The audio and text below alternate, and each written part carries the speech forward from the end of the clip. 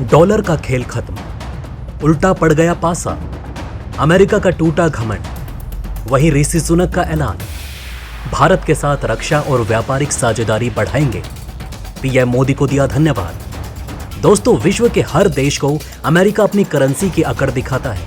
America को ये बात अच्छे से पता है कि अमेरिकी डॉलर विश्व में सबसे ज्यादा इस्तेमाल की जाने वाली मुद्रा है और विश्व का लगभग हर देश व्यापार के लिए अमेरिकी डॉलर का इस्तेमाल करता है। इसलिए अगर अमेरिका किसी देश पर प्रतिबंध लगाएगा तो उस देश की अर्थव्यवस्था चरमरा जाने की संभावना काफी ज्यादा होती है। लेकिन हाल ही में एक ऐसा आंकड़ा निकलकर सामने आया जिसने अमेरिकी प्रतिबंधों की पोल खोल दी है और ये बात साबित कर दी है कि जरूरी नहीं कि केवल अमेरिकी प्रतिबंधों से ही किसी देश की अर्थव्यवस्था खत्म हो जाए। और इस रिपोर्ट को हम रूस की सबसे बड़ी जीत मान सकते हैं। दरअसल दोस्तों, हाल ही में द स्पेक्टेटर इंडेक्स की तरफ से एक रिपोर्ट जारी की गई जिसमें उन देशों की चर्चा की गई जिनकी करेंसी अमेरिकी डॉलर के मुकाबले काफी तेजी से नीचे गिरी या फिर ऊपर आई। यानी कि इस इंडेक्स में दुनिया भर के शक्तिशाली और बड़े देशों की मुद्राओं की अमेरिकी डॉलर के मुकाबले तुलना की गई, जिसमें काफी हैरान करने वाली जानकारी निकलकर सामने आई, जिसने न कि केवल भारत बल्कि खुद अमेरिका और पश्चिमी देशों के होश उड़ा दिए।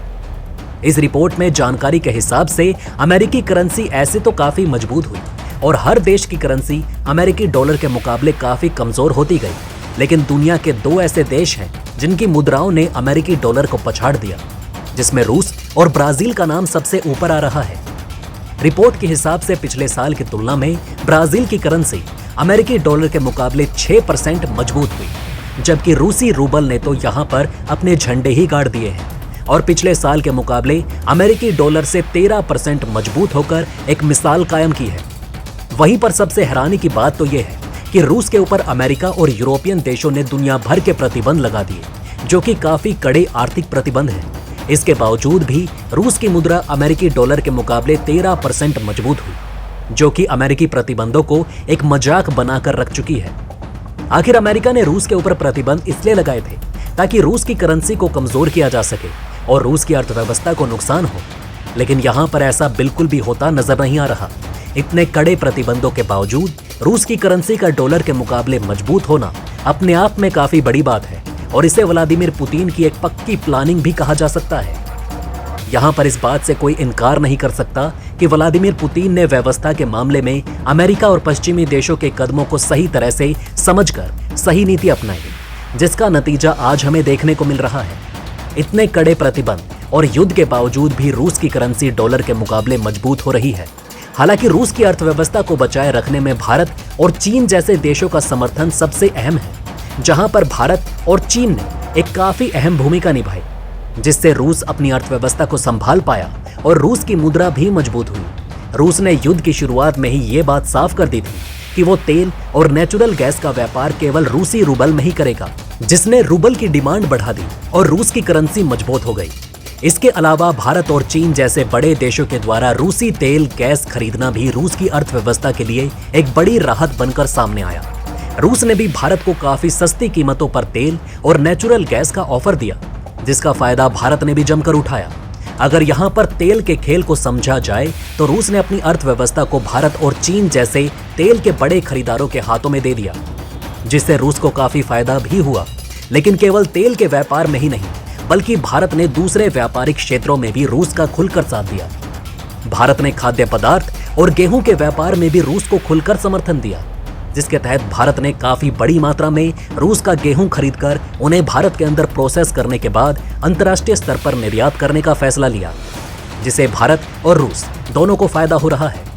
कुल मिलाकर चीजों को समझने की कोशिश की जाए तो यहाँ रूस की मुद्रा अमेरिकी डॉलर के मुकाबले लगातार मजबूत हुई है। वहीं पर इसके पीछे भारत और चीन जैसे देशों की एक बेहद ही महत्वपूर्ण भूमिका शामिल है।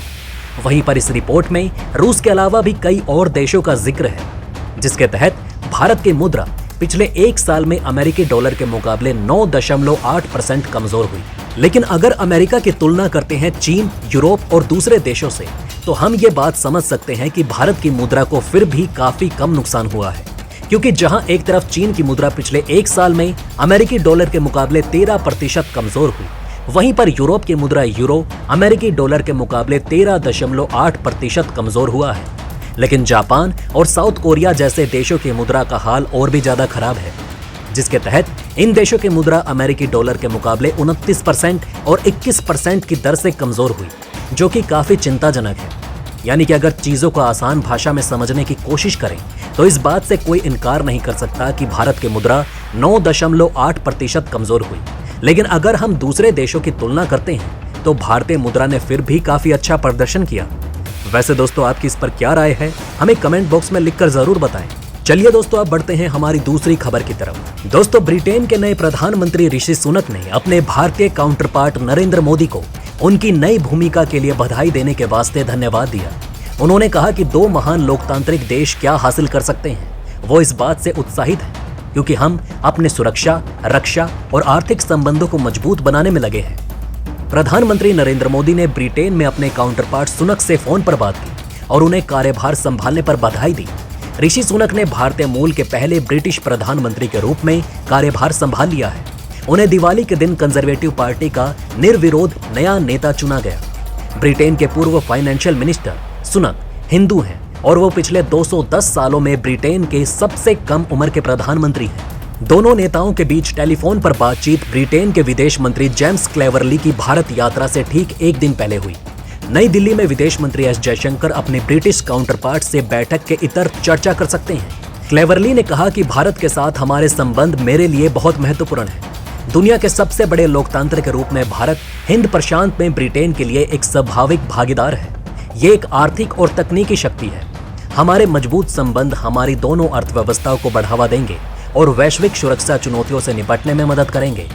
दोस्तों, भारत और ब्रिटेन ने जनवरी में मुक्त व्यापार समझौते के लिए बातचीत शुरू की थी और दिवाली तक बातचीत समाप्त किए जाने का मकसद था, लेकिन मुद्दों पर आम सहमति की कमी के कारण समय सीमा चूक गई। सुनक के अब प्रधानमंत्री के आधिकारिक आवास 10 डाउनिंग स्ट्रीट में जाने के साथ भारत ब्रिटेन मुक्त व्यापार सौदे को बहुत जरूरी रफ्तार मिलने की संभावना है। एक्सपर्ट्स के मुताबिक ब्रिटेन में राजनीतिक स्थिरता अब समझौते के लिए बातचीत को तेज करने में मदद करेगी, जो संभावित रूप से 2030 तक द्विपक्षीय व्यापार को दोगुना कर सकती है। बहरहाल दोस्तों, इस वीडियो में बस इतना ही। वैसे आपका इन खबरों के बारे में क्या कहना है, हमें कमेंट में जरूर बताएं। वहीं अगर आप चाहते हैं कि ऐसी इन्फॉर्मेशन ज्यादा से ज्यादा लोगों तक पहुंचे तो इस वीडियो को शेयर जरूर करें और अगर हमारी ये वीडियो आपको पसंद आई हो तो लाइक करना ना भूलिएगा। साथ ही अगर अभी तक आपने हमारे चैनल को सब्सक्राइब नहीं किया है तो प्लीज हमारे चैनल को सब्सक्राइब जरूर करें। खुश रहें, अपना ध्यान रखें। फिर मिलेंगे एक नई इन्फॉर्मेशन के साथ। तब तक के लिए जय हिंद, जय भारत।